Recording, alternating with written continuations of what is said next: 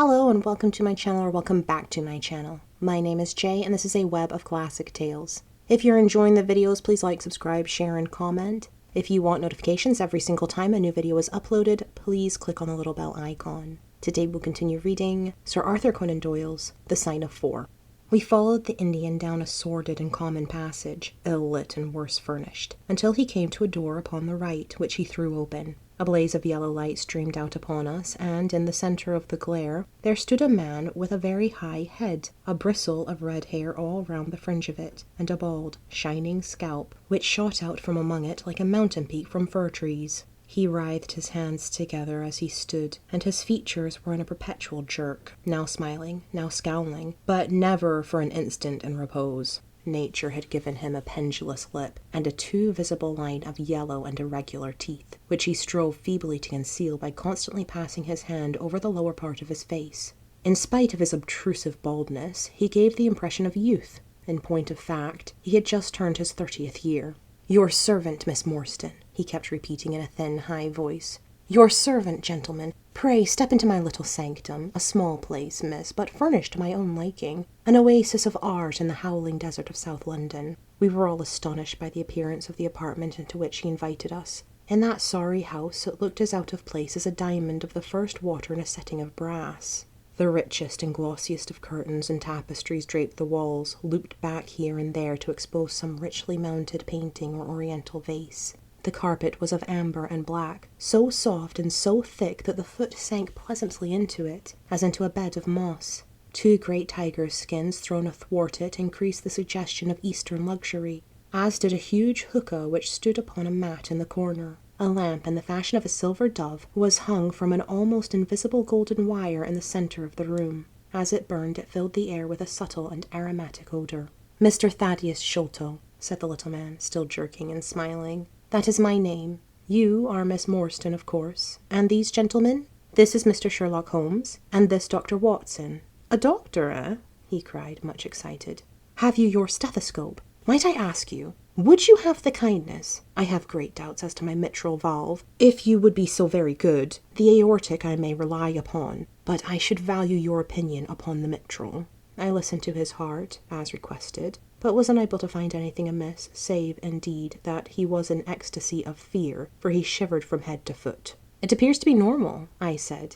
"You have no cause of uneasiness." "You will excuse my anxiety, Miss Morstan," he remarked airily. "I am a great sufferer, and I have long had suspicions as to that valve. I am delighted to hear that they are unwarranted. Had your father, Miss Morstan, refrained from throwing a strain upon his heart, he might have been alive now." I could have struck the man across the face, so hot was I at this callous and off-hand reference to so delicate a matter. Miss Morstan sat down, and her face grew white to the lips. "I knew in my heart that he was dead," said she.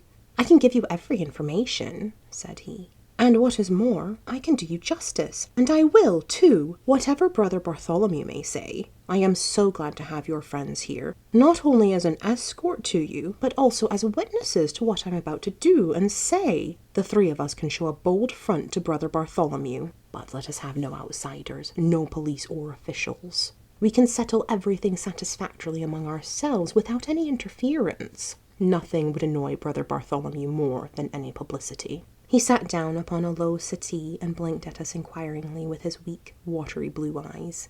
"For my part," said Holmes, "whatever you may choose to say will go no further." I nodded to show my agreement. That is well," said he. "May I offer you a glass of Chianti, Miss Morstan? Or of Tokay? I keep no other wines. Shall I open a flask? No? Well, then, I trust that you have no objection to tobacco smoke, to the balsamic odour of the Eastern tobacco. I am a little nervous, and I find my hookah an invaluable sedative." He applied a taper to the great bowl, and the smoke bubbled merrily through the rose water. We sat all three in a semicircle, with our heads advanced and our chins upon our hands, while the strange jerky little fellow, with his high shining head, puffed uneasily in the centre. "When I first determined to make this communication to you," said he, "I might have given you my address, but I feared that you might disregard my request and bring unpleasant people with you. I took the liberty, therefore, of making an appointment in such a way that my man Williams might be able to see you first. I have complete confidence in his discretion, and he had orders, if he were dissatisfied, to proceed no further in the matter.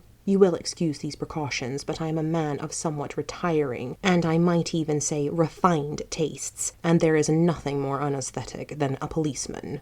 I have a natural shrinking from all forms of rough materialism. I seldom come in contact with the rough crowd. I live, as you see, with some little atmosphere of elegance around me. I may call myself a patron of the arts. It is my weakness. The landscape is a genuine Corot, and though a connoisseur might perhaps throw a doubt upon the Salvator Rosa, there cannot be the least question about the Bouguereau. I am partial to the modern French school. You will excuse me, Mr. Sholto, said Miss Morstan, but I am here at your request to learn something which you desire to tell me. It is very late, and I should desire the interview to be as short as possible. At the best, it must take some time, he answered, for we shall certainly have to go to Norwood and see Brother Bartholomew. We shall all go and try if we can get the better of Brother Bartholomew. He is very angry with me for taking the course which has seemed right to me. I had quite high words with him last night. You cannot imagine what a terrible fellow he is when he is angry. If we are to go to Norwood, it would perhaps be as well to start at once, I ventured to remark. He laughed until his ears were quite red. That would hardly do, he cried. I don't know what he would say if I brought you in that sudden way. No, I must prepare you by showing you how we all stand to each other. In the first place, I must tell you that there are several points in the story of which I am myself ignorant. I can only lay the facts before you as far as I know them myself. My father was, as you may have guessed, Major John Sholto, once of the Indian Army. He retired some 11 years ago and came to live in Pondicherry Lodge in Upper Norwood. He had prospered in India and brought back with him a considerable sum of money, a large collection of valuable curiosities, and a staff of native servants. With these advantages, he bought himself a house and lived in great luxury. My twin brother Bartholomew and I were the only children. I very well remember the sensation which was caused by the disappearance of Captain Morstan. We read the details in the paper, and knowing that he had been a friend of our father's, we discussed the case freely in his presence. He used to join in our speculations as to what could have happened. Never for an instant did we suspect that he had the whole secret hidden in his own breast, that of all men he alone knew the fate of Arthur Morstan. We did know, however, that some mystery, some positive danger overhung our father. He was very fearful of going out alone, and he always employed 2 prize fighters to act as porters at Pondicherry Lodge. He was once lightweight champion of England. Our father would never tell us what it was he feared, but he had a most marked aversion to men with wooden legs. On one occasion, he actually fired his revolver at a wooden-legged man, who proved to be a harmless tradesman canvassing for orders. We had to pay a large sum to hush the matter up. My brother and I used to think this a mere whim of my father's, but events have since led us to change our opinion. Early in 1882, my father received a letter from India, which was a great shock to him. He nearly fainted at the breakfast table when he opened it, and from that day he sickened to his death. What was in the letter we could never discover, but I could see as he held it that it was short and written in a scrawling hand. He had suffered for years from an enlarged spleen, but he now became rapidly worse, and towards the end of April we were informed that he was beyond all hope, and that he wished to make a last communication to us. When we entered his room, he was propped up with pillows and breathing heavily. He besought us to lock the door and to come upon either side of his bed. Then, grasping our hands, he made a remarkable statement to us in a voice which was broken as much by emotion as by pain. I shall try to give it to you in his own very words. I have only one thing, he said, which weighs upon my mind at this supreme moment. It is my treatment of poor Morstan's orphan. The cursed greed which has been my besetting sin through life has withheld from her the treasure, half at least of which should have been hers, and yet I have made no use of it myself. So blind and foolish a thing is avarice. The mere feeling of possession has been so dear to me that I could not bear to share it with another. See that chapelet tipped with pearls beside the quinine bottle? Even that I could not bear to part with, although I had got it out with the design of sending it to her. You, my sons, will give her a fair share of the Agra treasure, but send her nothing, not even the chapelet, until I am gone. After all, men have been as bad as this, and have recovered. I will tell you how Morstan died, he continued. He had suffered for years from a weak heart, but he concealed it from everyone. I alone knew it. When in India, he and I, through a remarkable chain of circumstances, came into possession of a considerable treasure. I brought it over to England, and on the night of Morstan's arrival he came straight over here to claim his share, and was admitted by my faithful old Lal Chowdar, who is now dead. Morstan and I had a difference of opinion as to the division of the treasure, and we came to heated words. Morstan has sprung out of his chair in a paroxysm of anger, when he suddenly pressed his hand to his side. His face turned a dusky hue, and he fell backward, cutting his head against the corner of the treasure chest. When I stood over him, I found to my horror that he was dead. For a long time I sat half distracted, wondering what I should do. My first impulse was, of course, to call for assistance, but I could not but recognize that there was every chance that I would be accused of his murder. His death at the moment of a quarrel, and the gash in his head, would be black against me. Again, an official inquiry could not be made without bringing out some facts about the treasure, which I was particularly anxious to keep secret. He had told me that no soul upon earth knew where he had gone. There seemed to be no necessity why any soul ever should know. I was still pondering over the matter when, looking up, I saw my servant, Lal Chowdar, in the doorway. He stole in and bolted the door behind him. "Do not fear, Sahib," he said. "No one need know that you have killed him. Let us hide him away, and who is the wiser?" "I did not kill him," said I. Lal Chowdar shook his head and smiled. "I hear it all, Sahib," said he. "I heard your quarrel, and I heard the blow, but my lips are sealed. All are asleep in the house. Let us put him away together." That was enough to decide me. If my own servant could not believe my innocence, how could I hope to make it good before 12 foolish tradesmen in a jury box? Lal Chowdar and I disposed of the body that night, and within a few days the London papers were full of the mysterious disappearance of Captain Morstan. You will see from what I say that I can hardly be blamed in the matter. My fault lies in the fact that we concealed not only the body, but also the treasure, and that I have clung to Morstan's share as well as to my own. I wish you, therefore, to make restitution. Put your ears down to my mouth. The treasure is hidden in... At this instant, a horrible change came over his expression. His eyes stared wildly, his jaw dropped, and he yelled in a voice which I can never forget, "Keep him out! For goodness sake, keep him out!" We both stared round at the window behind us upon which his gaze was fixed. A face was looking in at us out of the darkness. We could see the whitening of the nose where it was pressed against the glass. It was a bearded, hairy face, with wild, cruel eyes and an expression of concentrated malevolence. My brother and I rushed towards the window, but the man was gone. When we returned to my father, his head had dropped, and his pulse had ceased to beat. We searched the garden that night, but found no sign of the intruder, save that just under the window a single footmark was visible in the flower bed. But for that one trace, we might have thought that our imaginations had conjured up that wild, fierce face. We soon, however, had another and a more striking proof that there were secret agencies at work all round us. The window of my father's room was found open in the morning. His cupboards and boxes had been rifled, and upon his chest was fixed a torn piece of paper with the words, "The sign of 4," scrawled across it. What that phrase meant, or who our secret visitor may have been, we never knew. As far as we can judge, none of my father's property had been actually stolen, though everything had been turned out. My brother and I naturally associated this peculiar incident with the fear which haunted my father during his life, but it is still a complete mystery to us. The little man stopped to relight his hookah and puffed thoughtfully for a few moments. We had all sat absorbed, listening to his extraordinary narrative.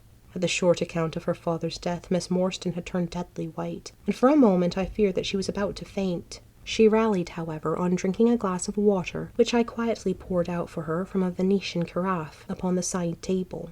Sherlock Holmes leaned back in his chair with an abstracted expression, and the lids drawn low over his glittering eyes. As I glanced at him, I could not but think how on that very day he had complained bitterly of the commonplaceness of life. Here, at least, was a problem which would tax his sagacity to the utmost. Mr. Thaddeus Sholto looked from one to the other of us with an obvious pride at the effect which his story had produced, and then continued between the puffs of his overgrown pipe. "My brother and I," said he, "were, as you may imagine, much excited as to the treasure which my father had spoken of. For weeks and for months we dug and delved in every part of the garden without discovering its whereabouts. It was maddening to think that the hiding place was on his very lips at the moment that he died. We could judge the splendor of the missing riches by the chapelet which he had taken out. Over this chapelet my brother Bartholomew and I had some little discussion.